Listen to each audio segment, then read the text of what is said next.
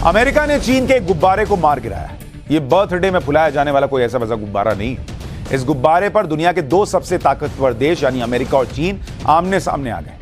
ये वो गुब्बारा है जो चीन से उड़कर अमेरिका तक पहुंच गया और अमेरिका को लगा कि चीन ने उसकी जासूसी करने के लिए यह गुब्बारा छोड़ा है। यही वजह है कि अमेरिका ने चीन के गुब्बारे की हवा निकाल दी। अमेरिका के नॉर्थ कैरोलिना में दोपहर का वक्त था। जमीन से 58,000 फीट की ऊंचाई पर पहुंचकर अमेरिका के सबसे आधुनिक फाइटर जेट F-22 रैप्टर ने चीन के गुब्बारे को एक रैप्टा लगा दिया, मतलब उस पर मिसाइल डाल दी। इस मिसाइल ने पलक झपकते ही करीब 60,000 फीट पर उड़ान भर रहे चीन के जासूसी गुब्बारे को ढेर कर दिया। मिसाइल टकराते ही चीन के जासूसी गुब्बारे में ब्लास्ट हो गया। वो टुकड़े टुकड़े होकर अटलांटिक महासागर में गिरता दिखाई भी देता है। ये तस्वीर आप देख रहे हैं, इसमें आप देखिए किस तरह से वहां पर जो है गुब्बारे का जो मलबा है वो कैसे विस्फोट होता है और उसके बाद मलबा गिरता हुआ दिखता है। जिस वक्त F-22 ने गुब्बारे पर निशाना साधा, अमेरिका में दोपहर थी और चीन में आधी रात थी। जैसे ही गुब्बारे के फूटकर समंदर में गिरने की खबर बीजिंग पहुंची, हड़कंप मच गया। अमेरिका के इस एक्शन से जिनपिंग बौखला गए। दो महाशक्तियों के बीच तनाव बढ़ गया। अब इस गुब्बारे के बारे में थोड़ा सुन लीजिए कि गुब्बारे पे इतना तमाशा क्यों हो रहा है। अमेरिका के हवाई क्षेत्र में उड़ान भर रहे चीन के जिस जासूसी गुब्बारे को अमेरिका ने मार गिराया, इसका आकार 3 बसेस से भी बड़ा। वाह, इतना ऊपर है आसमान में इसलिए छोटा दिख रहा है। 3 दिखते ही North American aerospace defence command हरकत में आया। पेंटागन में बैठकों का दौर चला। अमेरिका ने चीन के इस गुब्बारे को ट्रैक करना शुरू कर दिया और उसके मोंटाना के ऊपर पहुंचने की जानकारी मिलते ही इसे मार गिराने की तैयारी शुरू कर दी। मोंटाना अमेरिका के पश्चिमी इलाके में बसा हुआ राज्य है। मोंटाना में अमेरिका का न्यूक्लियर मिसाइल साइलो मौजूद है। इस साइलो में हमले के लिए तैयार मिसाइलें रखी जाती हैं। मोंटाना में कई अहम और बड़े एयरफोर्स बेस भी मौजूद हैं। इसलिए अमेरिका ने चीन के इस जासूसी गुब्बारे के मोंटाना में दिखते ही इसे मार गिराने का प्लान तैयार किया। राष्ट्रपति बाइडेन की हरी झंडी मिलते ही गुब्बारे को नष्ट कर दिया गया। 8 दिन तक अमेरिका के एयर स्पेस में मंडरा रहे चीन के जासूसी गुब्बारे को आखिरकार 4 फरवरी को मार के गिराया गया। इस मिशन को अंजाम देने के लिए अमेरिका ने अपने सबसे आधुनिक फाइटर जेट F-22 रैप्टर को ही क्यों चुना, इसकी वजह भी जाननी चाहिए।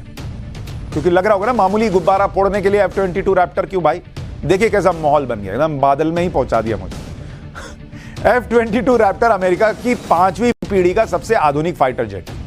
अमेरिका का सिर्फ यही लड़ाकू विमान 65,000 फीट की ऊंचाई पर सटीक निशाना साधने की ताकत रखता है और जिस वक्त चीन के जासूसी गुब्बारे पर मिसाइल दागी गई, वो करीब 65,000 फीट की ही ऊंचाई पर उड़ रहा था। हालांकि F-22 रैप्टर ने टेक ऑफ के बाद करीब 58,000 फीट की ऊंचाई पर पहुंचने के बाद चीन के जासूसी गुब्बारे पर मिसाइल से निशाना साधा और इसके लिए भी AIM-9X साइड विंडर मिसाइल को चुना गया।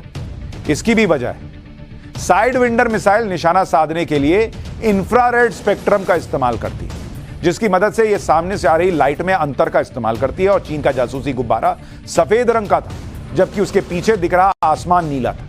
इसलिए इस मिसाइल ने आसानी से चीनी गुब्बारे के निचले हिस्से को निशाना बना लिया और उसका मलबा समंदर में जाके गिरा। बादल बढ़िया नहीं, छूते चलिए। अब आपको चीन के इस जासूसी गुब्बारे के अमेरिका तक पहुंचने का पूरा रूट समझाता हूं। अमेरिका ने दावा किया कि कई दिनों पहले जासूसी गुब्बारे को चीन के समुद्री तट से लॉन्च किया गया, जो उत्तरी प्रशांत महासागर से होता हुआ 28 जनवरी को अमेरिका के अलास्का राज्य के एयर स्पेस में दाखिल हुआ। वो रूट आपको दिखा रहा हूं। इसके बाद 30 जनवरी को यह कनाडा के एयर स्पेस में दाखिल हुआ और वहां से होता हुआ 31 जनवरी को अमेरिका के इडाहो पहुंच गया। 1 फरवरी को यह अमेरिका में मोंटाना के आसमान में दिखाई दिया। 4 फरवरी को इसके नॉर्थ कैरोलिना में समुद्र के ऊपर पहुंचने के बाद अमेरिका ने F-22 फाइटर जेट की मदद से इसे मार गिराया।